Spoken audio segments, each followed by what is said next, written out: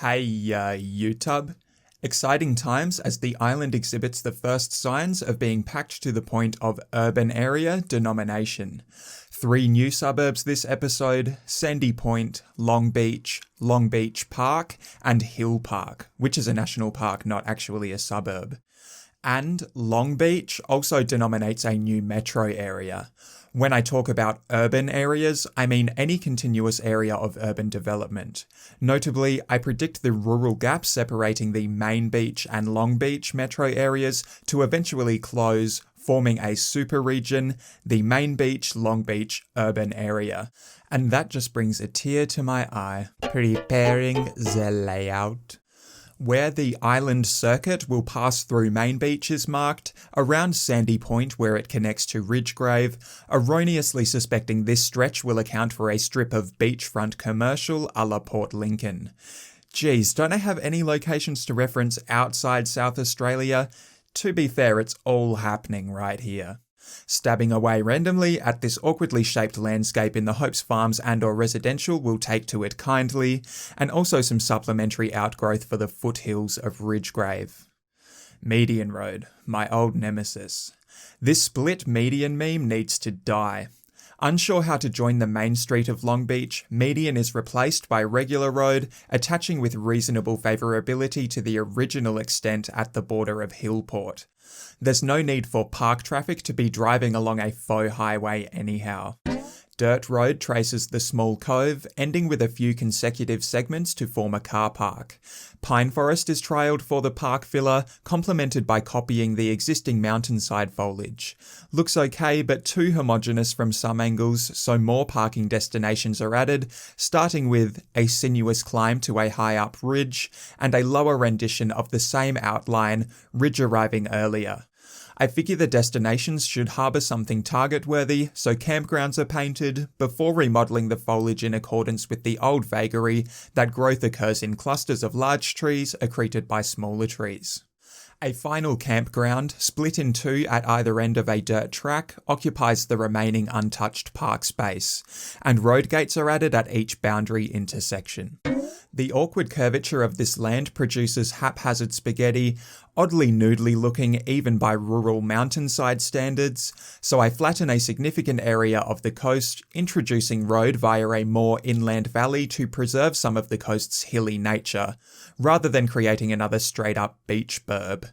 This fanned T-junction is the pinnacle of complexity, advancing a new coastal road with adjoining boardwalk, nestling, between itself and old, a tightly spaced grid.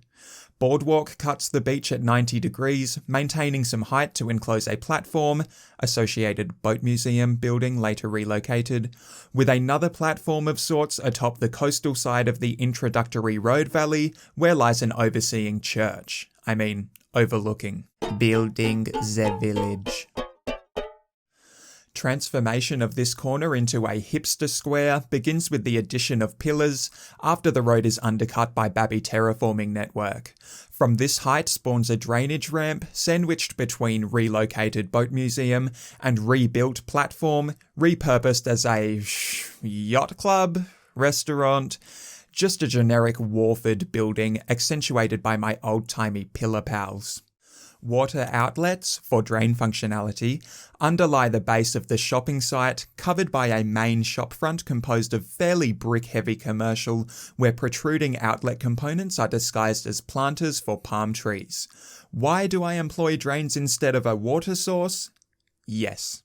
A narrower alley picks up where the middle grid street left off, housing dilapidated industry surrounded by contemporary units, suggesting this area has already gentrified.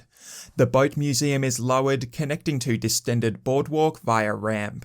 Farms follow from Ridgegrave along Sandy Point, designating the urban extent where boardwalk enclosing units mount a ridge encasing dense residential. Building the farms and suburbs.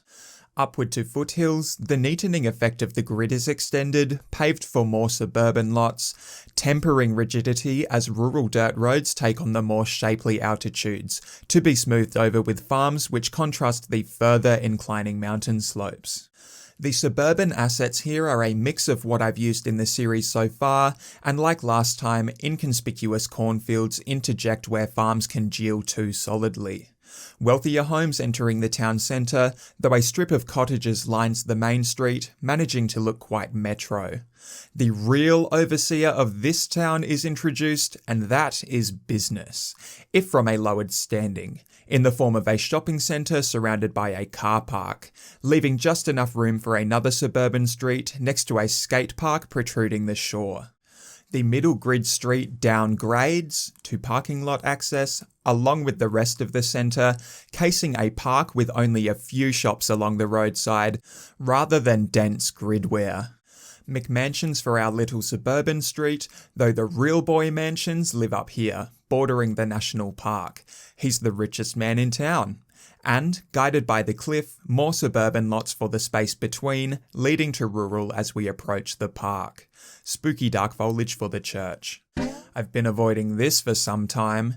Hand placing the remaining forest wasn't as bad as I thought, though I do quite rush the non-park foliage with copy-paste. Lastly, some park life assets, fishing cabins for the cove, and tents for each campsite, drawing a track, made invisible with surface painter, for them to attach to, a couple lazy lookouts and observation decks, and this site actually receives cabins. Finally, lastly, vanilla farm buildings scatter the farms so they kind of function, including more this time, and supplementing the previous farms to produce more traffic. Commercial Village, a double entendre referencing not only the central hipster square, but the fact of this municipality having a relatively high commercial to residential ratio. I guess most people just come here for leisure or shopping. See, I know places. What is this drain for? Couldn't tell you. Well, they have them in Port Lincoln, so sheesh. There's not much point in the water sources being there, since the water seems mostly to be sinking into the terrain. To be honest, I'm only keeping them there because it would be more difficult to excavate at this stage. Just enough rural separation here to fulfill the, read my, requirement for delineation of separate urban areas, RE, Main Beach and Long Beach. Essential hard-won preservation of natural beauty, or the laziest way to fill, quote-unquote, a large portion of the island so density can increase and I can start building some highways already. ¿Por qué no los dos? Speaking of filling, check her out. The entire circumference is now navigable by road, and I think each defined area is distinguished reasonably well. Remaining developable sites include the desert, front of dam, lake, maybe the dissipating mountain entering wharfside, and of course the Virgin Island. That's all, thanks for watching, and goodbye forever.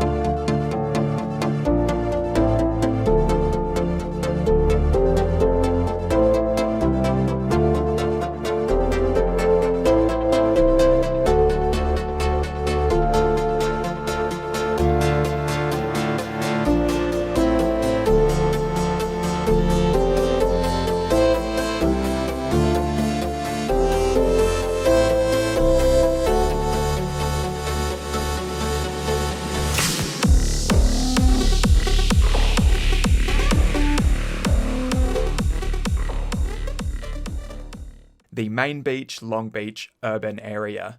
And that just brings a tear to my ear.